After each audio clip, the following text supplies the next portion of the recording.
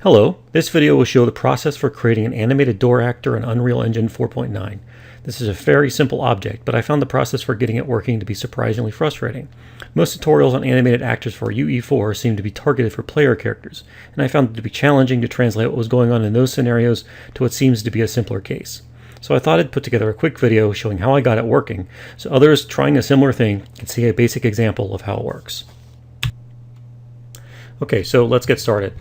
The first thing that you need to do is create a mesh that's animated. That's pretty specific to the application you like to use.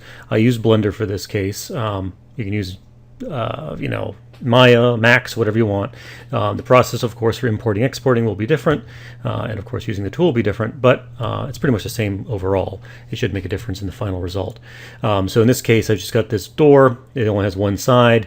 You can see that there's a armature here, which is just a bunch of bones. They're offset, so they don't follow the route on rotations, etc., etc.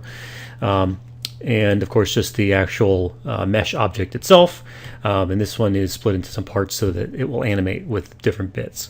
And you can see the timeline I put together over here, which is just a simple thing. You just basically the couple bits go in and the mechanisms work, etc. Kind of make it a little more fancy than a standard door. It's enough that when you're trying to use UE4, you can't just animate the door to slide up into the ceiling, etc., which is a lot of the tutorials showed. So this is a little more complicated than that. So pretty simple like that. In order to get this over to UE4, of course, all you have to do is export it. I'm just going to use Blender's FBX exporter. So I just select both of the objects, which is the door and the armature. And then I'm going to go to File and Export and FBX. And then, of course, I've already got the directory where I want to save it set up here because I did this earlier.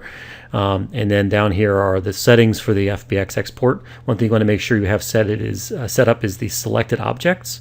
And then also down here for smoothing, you want to set, well, I set face because otherwise it was smoothing my mesh funny. I guess it would depend on your model, so I apologize for that. So once this is done, there's probably a couple other settings you probably need to tweak in here. I'm not entirely sure. I've been using this for a while, so I don't remember what the initial settings were. But anyway, so here's the file name I'm going to set. It's called door heavy VIP, just because that's what I was looking for. I'm just going to export FBX, and nothing seems to happen. Well, it exported the file. Meanwhile, we're going to switch over to UE4, which is over here, and pops this up. And here's the importer. Since it was already sitting on this folder where I exported before, the importing dialog box popped in automatically. Important to have set are things like import a skeletal mesh, import meshes to bone, etc. I think these are pretty default settings. I don't remember what I've set up in these either, so hopefully they're not too confusing. So go ahead and take a look at this screen here to make sure they match what you see, and of course what you need for your project. So I'm going to go ahead and import. And as you see down here, the three objects from that mesh are imported. We've got the skeleton here, which is just that armature in the background. The animation file here, if I open that up, you can see it working. Just as pretty simple animation. And it's on looping. You can turn off whatever you want. And then the actual skeletal mesh over here, which is kind of the conglomeration of both all the skeleton, the mesh itself, which is the basic objects, the polygons and such, and then the animation object, which you can play your animation in here too if you like. So once you have that set up, the next step is to go ahead and set up some of the blueprints you need. So the first blueprint you want to create is an animation blueprint, and that's done probably a couple different ways, but the way I like to do it is to right-click the skeletal mesh object, go to Create, and then go Anim Blueprint, and that's going to bring your blueprint up. I'm going to call that ABP for Animation Blueprint _ Door Heavy VIP, just to match. Hit Enter, and there it is. And I'm going to go ahead and go into it, and you've got the animation blueprint screen here. Starts off in your the animation graph here. There's the event graph over there. The first thing you do is you just simply right click out here and you choose to create a state machine. And this actually makes this animation process quite handy, so it's a nice feature. So from the state machine. We just connect that right to the animation pose here, and you're pretty much done with the actual animation graph. It's pretty simple. But now we need to do a lot of editing here in the state machine. So go on in there. The next step is to add all the different states that we want to have for our animation. This is in our case, we only have a few states because we only want it to open and we want it to close, and that's about it. The big things to keep in mind is we want it to open and kind of stay open while the user, the player is standing next to it, and then of course close as they walk away. Ideally, not closing their head and stuff when they walk through the door as well. So what we want to do is we want to take our entry state here and drag in the initial kind of resting state. This is kind of a non-state. Well, it's definitely a state, but it's kind of a non-animating state. It's a state that the door is in at the start. It's the state that the door is when you're not actually activating it. So we just call this rest. Call it whatever you like. And the rest state just doesn't really have anything in it. It's just the starting point. So then you click over here in the top corner and then drag off another line, and you add another state. And this one's going to be opening for us, which is the state the door takes when it's actually opening.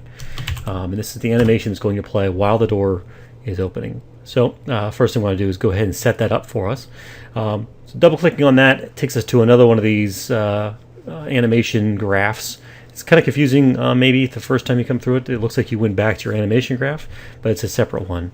In this case, we want to basically tell UE4 what animation we want to play during that particular state. So I'm just going to go ahead down here into my asset browser, which is what I clicked right there. Find my animation that I want to use. In this case, you notice I only have one animation. I'm going to drag it and drop it there. And this is going to play my animation, and then I'm just going to drag it, drop it right there on the result, and I'm all finished in this. This is good enough. Oh, nope, take that back. I'm not finished. One important thing for me to do is to come down here on the right side or lower panel here and uncheck loop animation, because what I want the door to do is when it finishes opening, I want it to stop at the top and then wait for more response. So just do that, and then we're finally done with that state. And then I hit this back arrow to go back to our top level. And then from the opening state, I drag down another arrow here to another state, which I just clicked another state, and then I choose closing, and I'll spell it right, closing. There we go. And the closing state is set up very much like the opening state, with a pretty key difference. I'm going to go ahead and take my asset browser animation here, grab it, drop it on the graph, and connect it up, and looks pretty much the same as the opening state. Couple differences. First of all, I definitely want to turn off looping animation, but that's the same. The thing I want to change is changing this to -1.0. That will change the play rate to -1, which in effect makes the animation play backwards. Now, one of the things that I ran into when I was trying to troubleshoot or trying to do this process otherwise, the first thing I tried to do was create just a standard actor that had a collision thing that would directly fire off individual animations as part of the door.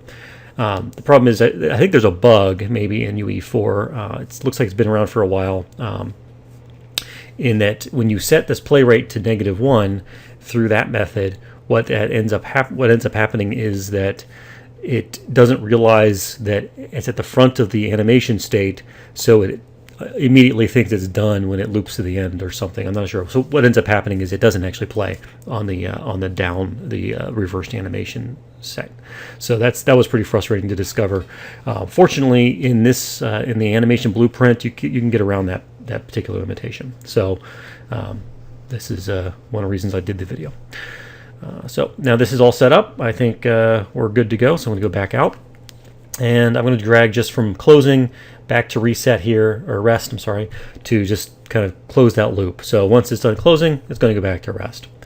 And now we need to set up the transitions, the reasons why, or the things that cause the animation to go from the different states, between the different states. And the easiest way to do that is to create a variable. And go down to variables here. I'm just going to click the plus button in the variables down here in the my blueprint area. I'm going to call it player near as a Boolean. So it's very simple, just a Boolean value. It is a variable that can be read from. So I'm going to go into the the state by double-clicking on it, or the state transition by double-clicking on it. I'm going to grab my player near Boolean value. I'm going to grab it. There we go. Drag it on there, and then I'm going to get that value. And we're going to talk about how this gets set later on. Right now, we're just going to assume that it is set and is what we want. So the player near Boolean is going to tell the door, hey, a player is within your radius of activation. Let's go ahead and transform from the rest state to the opening state. So we take this and drag it right on there, and then our state transition is all set to go. So from now, rest to opening is all taken care of. Opening to closing, we did a very similar state change. We just want to take our player near, drop it on there, get again, drag this out here, and we could connect it to that, but that's of course just going to do the exact same thing. It's only going to activate when the player is near, so the door will shut pretty much immediately right when as things get done. So we want to go ahead and change this to player is not near. And the way you do that, you drag out here, and you go into your list of actions and you hit not. Is an easy way to do it, and that just grabs you. You can get this not function, this not Boolean function, gives you the big not there, and you can drag that onto your transition, and that just inverts that value. So if player is still near, or it will transition when the player is not near, is what this is saying. So that's all done. Come out of here. So now we have it going from rest to opening to closing based on whether or not the player is near. Now the last thing we need to do is take it from the closing back to the rest state. And this is a little more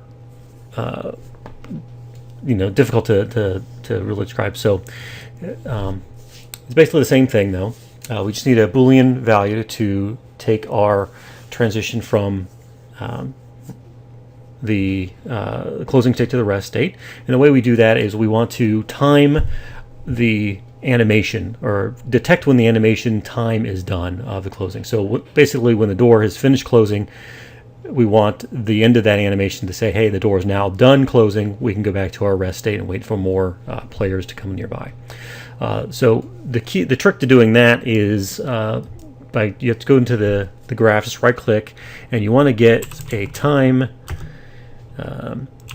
ratio. Let me see if I can find it here. It's time remaining ratio is what it's called, and this will tell you how much time is remaining of a particular animation in a ratio form. So 0 to 1 meaning 0 to 100%, how much time is remaining. So it's kind of an inverse value.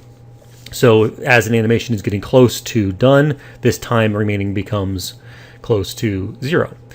Now since we're reversing the animation, this is one of the things. So if we were playing this straightforward, if we were playing a second animation instead of reversing the animation, this value, this time remaining, we would check to see, we would want to basically end the state or transition state when the time remaining for the animation gets really close to 0. So when the time remaining of the animation is done, it's 0, and we get down. One of the weird caveats to using a reversed animation is the fact that the time remaining ratio actually does not inverse when you use a negative scale on your animation like we're doing. So what that means is the value we need to check for is actually 1, meaning we want to check for the time remaining of the animation to be almost 100%, because we actually go from fully spent, no more remaining time in the animation, all the way back to 100% of the remaining time in the animation in order for our state to transition.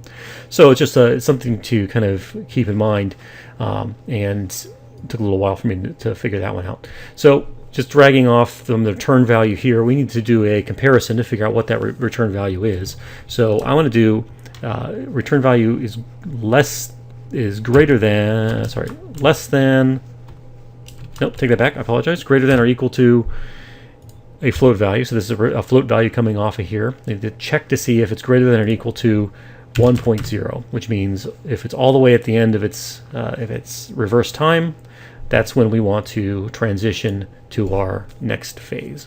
So that's about it for this particular ratio thing. And we're going to go back here, and at this point, I'm going to go ahead and compile the blueprint and save it. You can see this thing starts ticking down, and one of the neat things that this editor provides is a little, kind of an easy way of kind of debugging how the process works, because now I've got this player near variable that I've checked everywhere else. It's already sitting out here for me to click and check it out. So if I click, you can see the animation works. And if I unclick, the animation turns back. So do it again here. You can see it kind of just does its thing and then goes back. And you can click as fast as you want. The animations blend between each other due to the animation engine. It works really nicely. So that's pretty much all there is to it for this particular blueprint. And we'll go ahead and save that and close it down. So time to move on to the next one.